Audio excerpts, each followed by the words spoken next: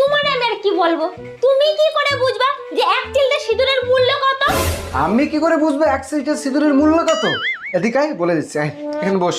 1 সিলটা সিঁদুরের মূল্য কত আমি বলে দিচ্ছি, বস কেন বস। বস এখানে বস। এই নে খাতা, এই নে পেন, হিসেব কর 1 সিলটা সিঁদুরের মূল্য কত আমি বলে দিচ্ছি, হিসেব কর। করো করো, তাড়াতাড়ি করো, তাড়াতাড়ি করো, লেখো লেখো লেখো লেখো। মুদি বাজার 5,000 টাকা, কারেন্ট বিল 2,000 টাকা, সবজি বাজার 2,000 টাকা, ঘর ভাড়া 10,000 টাকা, এর টিউশন খরচ 3,000 টাকা। নিজের শখ করে স্কুটি কিনেছো, সেই স্কুটি প্রত্যেক মাসে 5,000 টাকা ইএমআই ভরতে হয় আমার। লেখো লেখো। তোমার বাবার বাড়ির থেকে প্রত্যেক মাসে আত্মীয় স্বজন এসে ভরে যায়, সেখানে আমার আরো খরচ হয় 5,000 টাকা।